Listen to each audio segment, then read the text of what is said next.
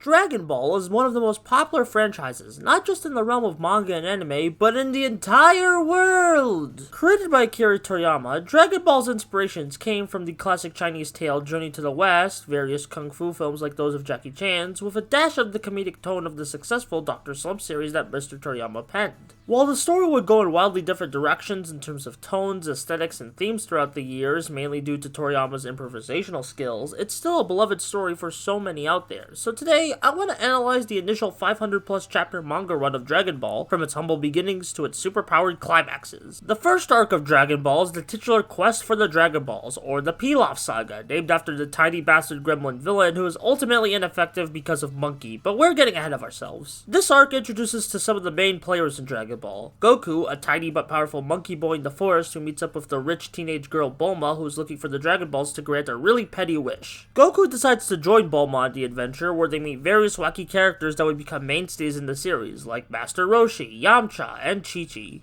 As for the main duo of this arc, early Goku is quite charming for his good heart and naivete, while Bulma provides a good contrast, being more cynical and scheming, which makes for fun character dynamics between the two. The Pilaf Saga is a cute little adventure, though you can tell it was still very much Toriyama trying to find a voice of this series. For example, I don't think the early Dragon Ball arcs are that funny due to poorly aged perverted humor, or jokes simply not landing for me. There's still a whimsical sense of adventure to compensate for this weakness though, and I love the wholesome bit of the arc where Goku meets his future wife Chi-Chi, whose helmet is a neat reference to Ultra 7. In fact, there's a lot of tokusatsu references in Dragon Ball, so that's really cool. Also, at the end of the arc, we learn that Goku can turn into a giant monkey, which is pretty funny and epic and totally doesn't have consequences for later down the line. The Pilaf stuff is a solid starting arc, but I truly believe Dragon Ball gets going in the next arc, the 21st Tenkaichi Budokai. This is the first tournament arc of the series, introducing one of Goku's best buds, Krillin. Krillin starts off a bit egotistical, but quickly learns that in the realm of martial arts, ego will only slow you down. Outside of that, he's still a funny guy who may not be in the spotlight all the time, but is always a delight to see. This arc also fleshes out Master Roshi as a kooky but very wise mentor. In between his horny shenanigans, he actually gives Goku and Krillin a lesson in their training mindset, how you need to be hungry for knowledge and improving yourself to learn more of your chosen craft, in this case, martial arts. This is why Roshi set up Goku and Krillin at the 21st Budokai, not just to give them an outlet to do fighting against strong opponents, but so he can beat them and teach them a lesson about how they should never think of themselves as the best and keep improving. A philosophy that you could argue has stuck with Dragon Ball to this day with all the new transformations and skills the main characters keep getting. I really love this arc, not just for the great themes and character work, but for seeing Toriyama's skills of exciting battle paneling taking full force here as the series puts more focus on martial arts over adventure.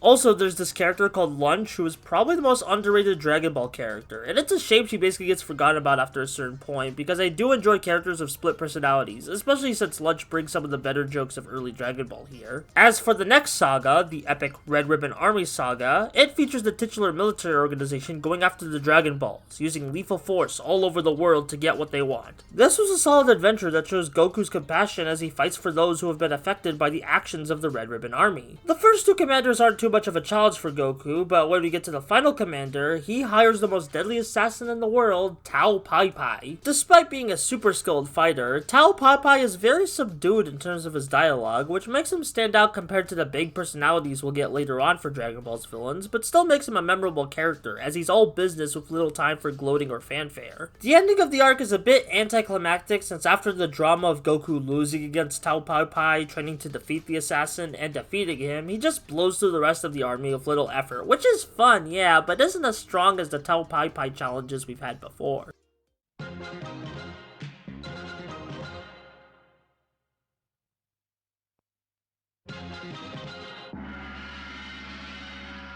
In my opinion, the Fortune Teller Baba mini arc is a much better cap-off to the Red Ribbon Army Saga than the actual end to that saga, as Goku is looking for the final Dragon Ball so he can revive one of Tao Pai Pai's victims, and in the process has one last emotional fight with his deceased grandpa Gohan. This is one of the most heartstring-pulling encounters in the series.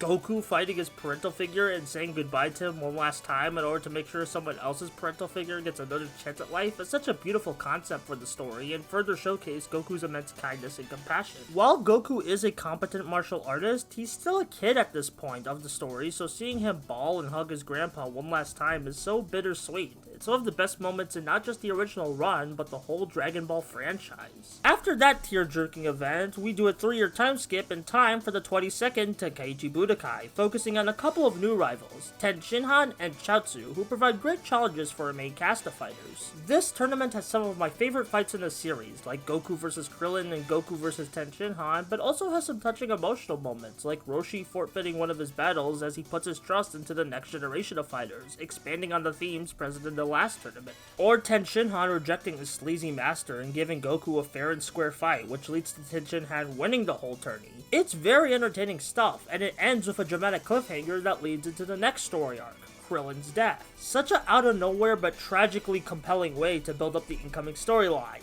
And man, that storyline did not live up to how well done Krillin's death and the initial fallout of that was. I'm not gonna lie guys, the King Piccolo saga bored me, thanks to the titular king being a boring ass villain with not much to him personality wise. He's just super strong, and not even his powers are that interesting. Didn't help with how repetitious the fights with him and Goku got over time. This is definitely the weakest arc of the original manga run for me. However, with the weakest stuff behind us, we can move on to the 23rd Budokai tournament, which is a perfect wrap up for everything Dragon Ball has done to this point. We got Piccolo Jr., the offspring of King Piccolo, coming to do battle with our heroes at this tournament. We got Ten Shinhan fighting Tao Pai Pai, who's teamed up with his old master. We even connect things back to the Pilaf saga with a grown-up Chi-Chi having an adorable match with Goku in order to remind him about the promise they made when they were kids. Not to mention, the climactic final battle between Goku and Piccolo is insane, with the outcome of Goku finally winning a Budokai after his last 2 attempts being super satisfying. But now what? Goku has proven himself the strongest on Earth, so shouldn't the story be over by now? Well, no, because businessmen at Shueisha's offices were like, Dragon Ball's still stupid popular right now, it's the main attraction at our magazine, so we gotta keep it going.